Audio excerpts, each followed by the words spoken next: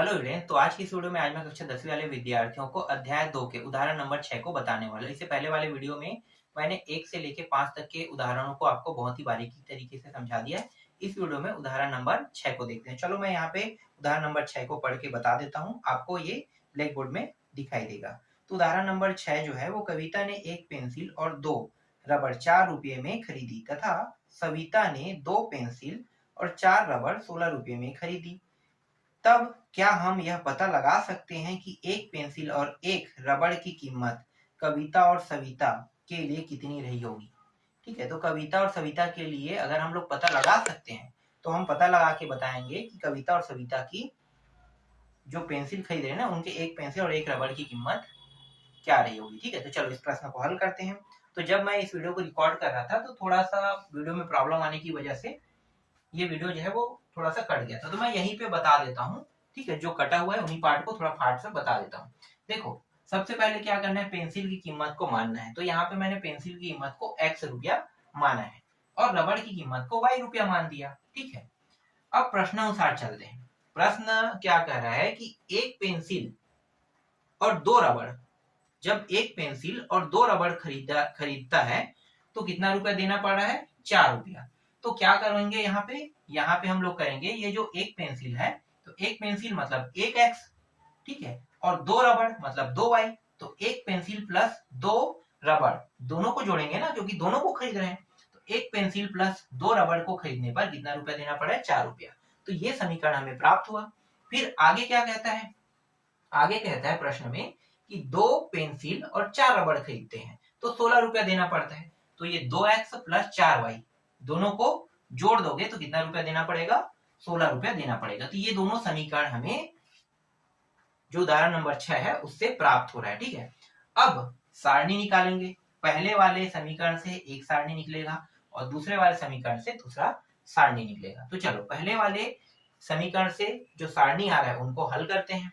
ठीक है, तो यहाँ पे ये जो पहला समीकरण है, सारणी निकालने के लिए पहला जो समीकरण है इसको लेंगे। तो समीकरण 1 में x बराबर क्या रखने पर ये जो y का मान है हमें पूरी तरीके से अच्छे से प्राप्त हो जाए। ठीक है, तो यहाँ पे क्या रखेंगे, 0 रखेंगे। 0 रख देते हैं x की जगह पे। यहाँ पे मैं रख के बताता हूँ। देखो, जहाँ पे x है वहां पे 0 मैंने रख दिया। फिर 2y बराबर 4। आगे जब इसे हल करते हैं तो देखो ये y जो है ये गुणा के रूप में है। तो गुणा के रूप में है तो इस साइड जाके क्या होगा, ये जो 4 है इसको भाग करेगा। तो 4/2 और y अकेला, 2 एकम 2 दूनी। तो y का मान कितना प्राप्त हो रहा है, 2। कब, जब 0 रखने पर। देखो यहाँ पे मैंने निकाल भी दिया था, कुछ वीडियो में फॉल्ट आ गया था, इसी वजह से इसको थोड़ा सा मिटाना पड़ा और फिर से मुझे बताना पड़ रहा है। ठीक है, तो ये समझ में आ गया कि 0 रखने पर y का मान कितना प्राप्त हो रहा है, 2 प्राप्त हो रहा है। ठीक है, अब यहाँ पे अगर मैं 1 रखता हूँ तो इसको भी देख लेते हैं, परीक्षण करके 1 रखते हैं। 0 के बाद 1 आता है, 1 रख के देखते हैं तो ये जो 1 है इस साइड चला जाएगा तो क्या हो जाएगा, ये प्लस से माइनस हो जाएगा। तो -1 और +4 3 हो जाएगा। 3 को 2 से भाग करेंगे क्योंकि 2y क्या है, 2 के साथ y गुणा के रूप में है और y मुझे अकेला चाहिए। तो 2 हमेशा इस साइड जाके क्या करेगा, भाग करेगा। तो 3/2। तो ये भिन्न में प्राप्त हो रहा है ना, 3/2। ये 3/2 जो है वो भिन्न में प्राप्त हो रहा है। तो मुझे कोई भी कंडीशन में इस तरीके से मान मुझे नहीं चाहिए। हालांकि ये प्रश्न बन जाएगा, इसको अगर भाग करते हैं तो कितना आ रहा है, 1.5 आ रहा है। लेकिन ऐसा निकालने पर बाद में दिक्कत होता है। तो हम लोग कोई भी कंडीशन में भिन्न में मान को नहीं लाएंगे। ठीक है, हर बार मान किस में लाएंगे, अकेले अंक में। जैसे कि यहाँ पे 2 में प्राप्त हुआ है, 0 में प्राप्त हो, चाहे वो माइनस में प्राप्त हो, हम सिर्फ उसी मानों को यहाँ पे रखेंगे। ठीक है, तो यहाँ पे मैं 1 तो रखूंगा नहीं, 1 रखूंगा तो भिन्न में आ रहा है। हालांकि आपके बुक में जो उदाहरण दिया हुआ है ना, ये उदाहरण भिन्न में भी ला के दिया है। और जब मैं एनसीईआरटी पढ़ा रहा था तो ऐसे मान बहुत कचरा होता है, खराब होता है, तो ऐसे मानों को आपको नहीं लेना है। ठीक है, मैं यहाँ पे आपको पहले ही आगाह कर देता हूँ। अभी आप लोग एससीईआरटी की बुक को पढ़ रहे हो और एनसीईआरटी बुक इससे कठिन रहता है, उसमें तो भर भर के प्रश्न दिए हुए, ऐसे प्रश्न भर भर के दिए हुए हैं। तो हम लोग क्या करते हैं, जब एनसीईआरटी को पढ़ाते हैं ना, तो पूरा जो टॉपिक है, जैसे ये ऐसे भिन्न में प्राप्त हो रहा था 3/2, 1/2 है ना, 5/7, 7/3, तो ऐसे मान को हटा देते हैं। हमें सिर्फ मान जो है वो एक अंक में, हमें जो मान होता है वो एक अंक में चाहिए होता है, तो हम लोग एक अंक में ही लाते हैं। ठीक है, ये समझ में आ गया। यहाँ पे कितना रखे, एक रखने पर तो दिक्कत हो रहा था, तो दो रख के देखते हैं। चलो ये दो रखें, दो यहाँ पे आ गया। एक में दिक्कत हो रहा है मतलब विषम संख्या में होगा ही होगा, तो सम रखते हैं, सम में नहीं होगा, तो दो रख दिए। दो रखने पर ये हो गया। अब ये दो जो है इस साइड आ जाएगा, ठीक है। यहाँ पे कुछ मान पे बदलाव कर देते हैं, तो 2y यहाँ पे, इसको घटाएंगे कितना आ जाएगा भाई, घटाएंगे तो ये 2 हो गया। अब y बराबर 2/2, तो 2 रखने पर 2 हमें सॉरी 2 रखने पर 1 हमें क्या हो रहा है, प्राप्त हो रहा है, ठीक है।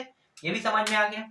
अब कितना रखेंगे, मैं 3 रखूंगा तो फिर वही दिक्कत होगा, भिन्न वाला आएगा, तो मैं कितना रखता हूँ यहाँ पे 4 रखता हूँ, ठीक है। 4 रख देते हैं, ये रहा 4, यहाँ पे 4, और ये 4 यहाँ पे आ जाएगा ना इस साइड, तो यहाँ पे ये कितना हो जाएगा 0। देखो 4 और 4 0, 2y यहाँ पे रहेगा और 0 और ये 2 भाग कर दो तो कितना प्राप्त होगा 0। तो 4 रखने पर 0, इतना काफी है। देखो 1 2 3 मान काफी है, 0 से शुरू हुआ, 0 पे y का मान खत्म हो रहा है, तो इतना काफी है, ठीक है। आगे और इसको हल करने की जरूरत नहीं है। तो सारणी 1 के लिए 3 मान काफी है, ठीक है। अब सारणी 2 के लिए करते हैं, सारणी 2, तो समीकरण 2, अब यहाँ पे सारणी 2 के लिए करेंगे तो इसे भी बदलेंगे भाई, ये समीकरण 2, तो समीकरण 2 क्या ये है, तो समीकरण 2 में अगर मैं x का मान 0 रखता हूँ तो ये आसानी से हल हो जाएगा, क्योंकि 0 से हम लोग निकाल सकते हैं, ठीक है। तो x का मान 0 रखते हैं, तो ये पूरा मान 0 हो गया।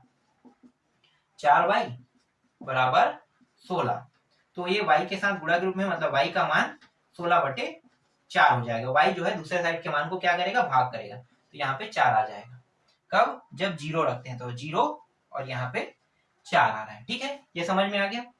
अब अगले बार क्या रखेंगे, 1 रखें, 1 रखने पर 2 1 कम 2, उस साइड जाके 2 जो है वो माइनस और 14 आ जाएगा। 14 4 से 4 14 जो है वो जो है वो भाग नहीं जा पाएगा इससे 4 से, तो हम लोग यहाँ पे 1 नहीं रख सकते, ठीक है। ये क्लियर हो गया।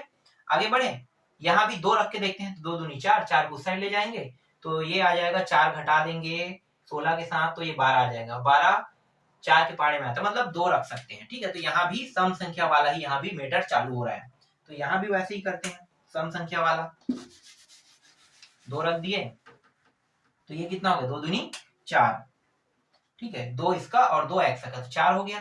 फिर प्लस 4y और ये रहा 16, इसको उस पार ले जाओ, ठीक, इसको इस नंबर को, तो ये क्या करेगा, घटाएगा इसको, और 4y गुणा के रूप में है, तो y बराबर यहाँ पे कितना आ रहा है 12 और ये 4, तो 4 एकम 4 दिया 3।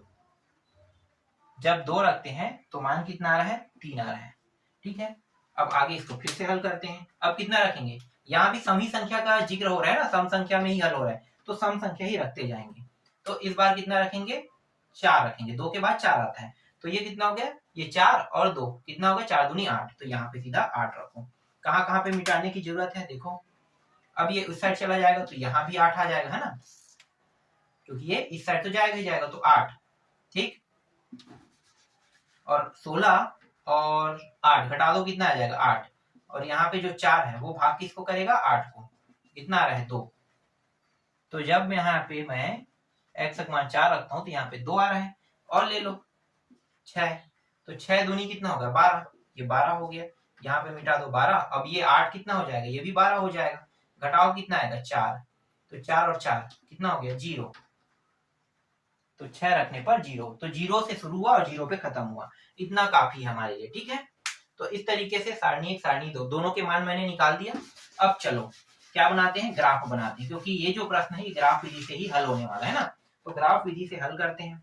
देखते हैं ग्राफ में कहाँ तक गया है, x का मान 6 तक के गया है, तो 6 तक के लिखो, ये हो गया 1 2 3 4 5 6, इसके बाद ये x है, ये y हो गया, है ना, तो ये 1 2 3 4, ठीक है, 4 तक है तो 4 ही तक रखेंगे 4। अब देखो सबसे पहले इसको 0 और 2, तो x का मान 0 है और y का मान 2 है, तो यहाँ पे एक बिंदु बन रहा है, x का मान 2 है, y का मान 1, तो x का मान कितना है 2 यहाँ पे, और y का मान कितना है 1 है, तो ये देखो ये 1 और 2, तो यहाँ पे मिल रहा है, देखो ये 2 ऊपर की ओर जाएगा और 1 इस तरीके से यहाँ पे आएगा, तो दोनों बिंदु जहाँ पे मिलेगा वहां पे एक बिंदु पॉइंट प्राप्त होगा, ठीक है। तो ये फिर 4 0, ये 4 और 0, तो देखो y का मान, देखो x का मान 1 2 3 4 खाना, और y का मान क्या है 0, तो यहीं पे आएगा, ये रहा। अब यहाँ पे जो हमें बिंदु दिखाई दे रहा है, इसको क्या करना है, हमें मिला लेना है, ये रहा, इस तरीके से हम लोग इसे मिला लेते हैं। ये बिंदु पॉइंट को मैंने मिला दिया। अब सारणी 2 है ना, जो समीकरण 2 के जो बिंदु पॉइंट है उनको रखते हैं। तो समीकरण 2 का जो बिंदु पॉइंट 0 और 4 में देखना है। तो 0 हो गया आपका यहाँ पे और 4 पॉइंट ऊपर यहाँ पे, मतलब y में 4 जाना है। x 2 और 3, x में 2 पॉइंट और y में 3 पॉइंट।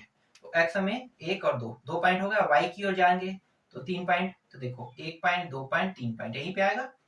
दोनों को लेना है ना, x के भी पॉइंट इधर चढ़ेगा और ये y का पॉइंट इधर आएगा, तो यहीं पे बिंदु पॉइंट आ रहा है।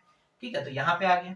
फिर यहाँ पे 4 रखने पर 2, तो 4 रखेंगे तो 2 बिंदु पॉइंट जाएगा, y का मान ये रहा इस तरीके से। फिर 6 रखने पर 0, तो ये यहीं पे प्राप्त हो रहा है। अब इनके बिंदु पॉइंटों को क्या करना है, आपको मिला लेना है। ठीक है, इस तरीके से। ठीक है, ये रेखा जो है अगर ग्राफ चार्ट में बनाओगे तो एकदम सीधा सीधा बनेगा। यहाँ पे किसी की दूरी कम है, किसी की दूरी ज्यादा है ना, किसी की दूरी कम, किसी की दूरी ज्यादा है। लेकिन देखने पर आपको क्या लग रहा है, देखने पर आपको दोनों रेखाएं जो है वो अलग अलग लग रहे हैं। क्या कहीं पे दोनों रेखाएं प्रतिच्छेद कर रही, इस ग्राफ को देखो कर रही क्या, बिल्कुल भी नहीं कर रही है ना। मतलब ये जो दोनों रेखाएं हैं वो कहीं पे भी प्रतिच्छेद नहीं कर रही है। ठीक है, तो दोनों रेखाएं अगर कहीं पे प्रतिच्छेद नहीं कर रही, इसका मतलब क्या है, इसका मतलब ये है कि इस प्रश्न में न ही कविता और न ही सविता दोनों के मानों को नहीं निकाला जा सकता। जो कह रहा है ना, एक पेंसिल और एक रबड़ की कीमत निकालोगे के वो दोनों मान नहीं निकल सकता। और नहीं निकलने का कारण क्या है कि ये जो ग्राफ रेखा है, ठीक है, ये जो रेखा है इस ग्राफ में जो बना है, जो समीकरण 1 के द्वारा बना है और समीकरण 2 के द्वारा बना है, वो दोनों कहीं पे भी प्रतिच्छेद नहीं कर रही है। और जब तक के प्रतिच्छेद नहीं करेगी तब तक के हम लोग कभी भी x और y के मान को नहीं निकाल सकते। x का मान क्या है, पेंसिल की कीमत, और y का मान क्या है, रबड़ की कीमत। तो ना हम लोग x का मान निकाल सकते हैं और ना ही y का मान निकाल सकते हैं।